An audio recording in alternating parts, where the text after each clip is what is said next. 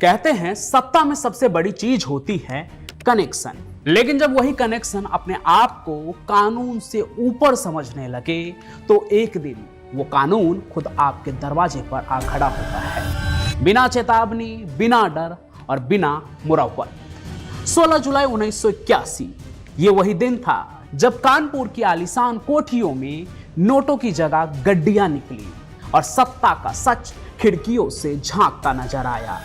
यह है कहानी उस रेड की जिसने हिंदुस्तान को हिलाकर रख दिया और सामने आया एक नाम, सरदार इंद्र सिंह। दरवाजा खोलो, दादा मनोहर भाई के नाम पर वारंट है। Ajay Devgn as Amay Patnaik, Raid film का एक ऐसा किरदार जिसने बिलीव दिला दिया कि भाई इनकम टैक्स ऑफिसर तो आईएएस और आईपीएस से भी ज्यादा पावरफुल होते हैं। अगर अपने पर आ जाए तो एमएलए एमपी तो छोड़िए, मंत्री तक की कुर्सी हिल जाती है। और इसका सबूत है कानपुर के सरदार इंदर सिंह की कहानी, जिसके आधार पर रेड फिल्म बनी है।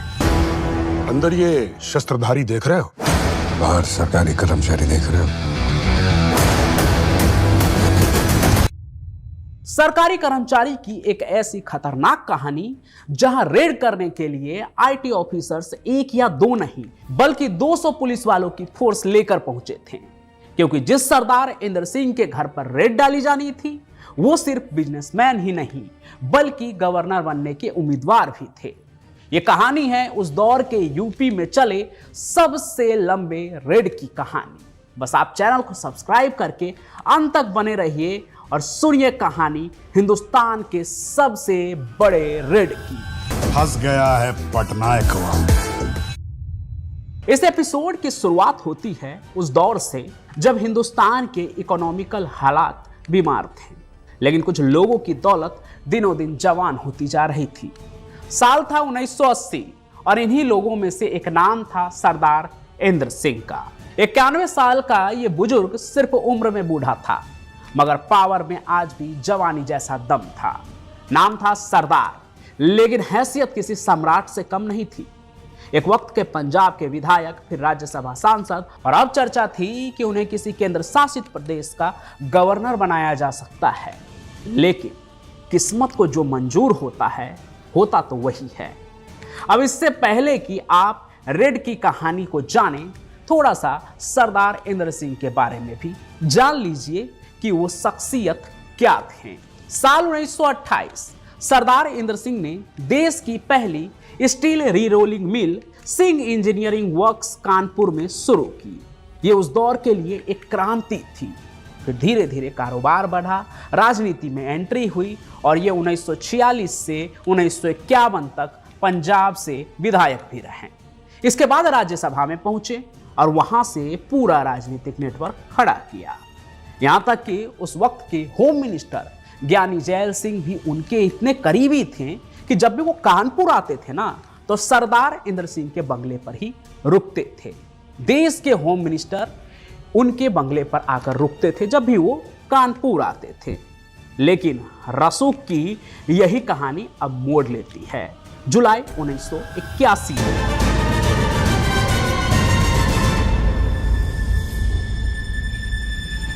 लखनऊ में इनकम टैक्स डिपार्टमेंट के ऑफिस की लैंडलाइन पर एक अनजान कॉल आती है। फोन उठाते हैं डिप्टी डायरेक्टर इंटेलिजेंस अलक कुमार बटबयाल, जिनसे कॉलर कहता है कि सर एक घर है कानपुर में, वहां बेहिसाब दौलत छुपाई गई है। कॉलर न सिर्फ ये टिप देता है बल्कि उस घर का पता भी देता है और वो पता होता है सरदार इंद्र सिंह के बंगले का।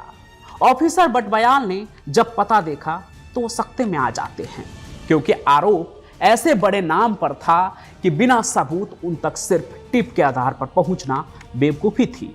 लेकिन बटबयाल साहब का दिल कह रहा था कि कुछ तो है, उस टिप में कुछ तो सच्चाई है। इसलिए उन्होंने अपनी इंटेलिजेंस टीम को अलर्ट किया और पहुंचे कमिश्नर शारदा प्रसाद पांडे के पास। शारदा प्रसाद कहते हैं उनकी बातों पर कि बटबयाल साहब रेड तो ठीक है, लेकिन अगर गलत निकला तो हम सब का ट्रांसफर सीधे टिम्बकटू हो जाएगा। ऑफिसर बटबयाल के लिए ये एक साफ चेतावनी थी कि सोच समझ के कदम उठाओ, वरना ट्रांसफर किसी ऐसे जगह होगी कि सांस लेना भी मुश्किल हो जाएगा, क्योंकि तुम सांप के बिल में हाथ डाल रहे हो। एक झटके में गर्दन नहीं पकड़ा तो डसे जाओगे। लेकिन बटवायाल साहब को टिप पर पूरा भरोसा था। उन्होंने मुस्कुराते हुए कहा, सर अगर सही निकला टिप तो हम सब हीरो बनेंगे। कमिश्नर पांडे मुस्कुराए और रेड वारंट पर साइन कर दिया। फिर आती है 16 जुलाई 1981 की तारीख। सुबह के लगभग 7:30 बज रहे होंगे और जगह उत्तर प्रदेश का शहर कानपुर। सरदार इंद्र सिंह अपने बंगले में सुबह की चाय ले रहे थे और उसी वक्त स्वरूप नगर की टैक्स कॉलोनी से 90 अफसरों की टीम निकलती है। ये टीम साथ नहीं बटी हुई थी, कुछ फैक्ट्री पर, कुछ रिश्तेदारों के घरों पर और खुद अलग कुमार बटवयाल के साथ, यानी अकेले उस अफसर के साथ 40 अफसर पहुंचते हैं सरदार इंद्र सिंह के घर पर। ठीक सुबह 8 बजे दरवाजा खुलता है। अंदर आते ही रेड वारंट दिखाया जाता है। सरदार इंद्र सिंह कुछ नहीं बोलते हैं, चाय का कप थामे बस देखते रहते हैं। रेड शुरू होती है, जो देखने में अमूमन फिल्म जैसा ही होता है, पर उतना ड्रामेटिक नहीं, बल्कि हर चीज कानून के हिसाब से होता है। और इसके बाद शुरू होती है पैसों की बारिश।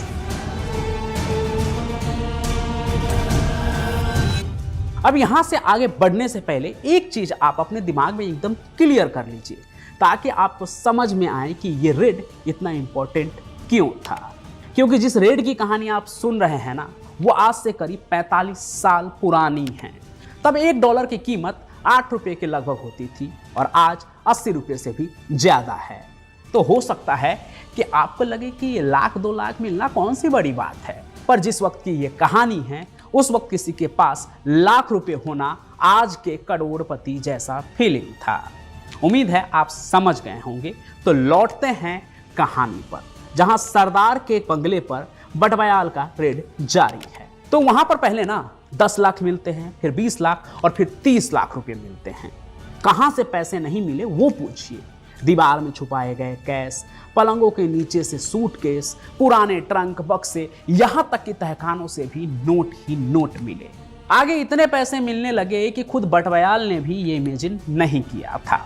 पर ये तो बस ट्रेलर था, क्योंकि इस घर से मिलते हैं 2 और घरों के पते। उनमें से एक घर तो अलग कुमार के इनकम टैक्स क्वार्टर के सामने ही था। जब टीम वहां पहुंचती है तो सूटकेस में नोट ऐसे रखे थे जैसे कि बिस्किट के पैकेट हों। कुछ नोट तो इतने सड़े हुए थे कि हाथ लगाते ही टूट जाते थे।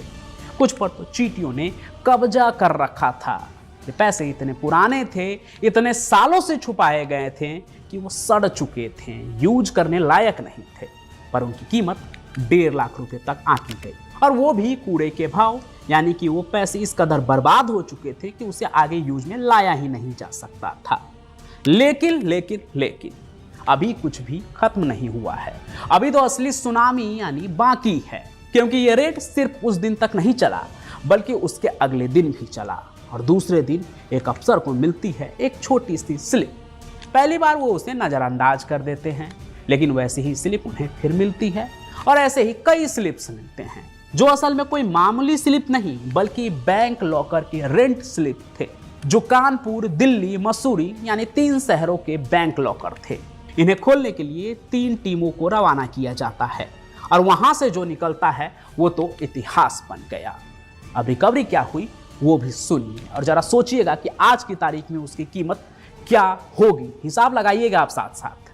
250 तोला सोना, 2 गोल्ड बार करीब उस समय के हिसाब से 9 लाख रुपए के, 75 लाख रुपए की ज्वेलरी, 144 गोल्ड गिन्नियां, 7 लाख की फिक्स डिपॉजिट स्लिप और दिल्ली वाले लॉकर से 72,000 रुपए कैश और उसके साथ 1,10,000 रुपए का FD स्लिप। कुल 3 दिन तक ये रेड चली, जिसका पता उन अफसरों को भी नहीं था। वो तो बेचारे ये सोचकर पहुंचे थे कि मामूली सा रेड होगा, पहुंचेंगे, सामान जब्त करेंगे और उसी दिन लौट जाएंगे। लेकिन एक ही कपड़ों में बिना नींद लगातार जांच पड़ताल कर उन्हें 3 दिन तक रेड डालनी पड़ी।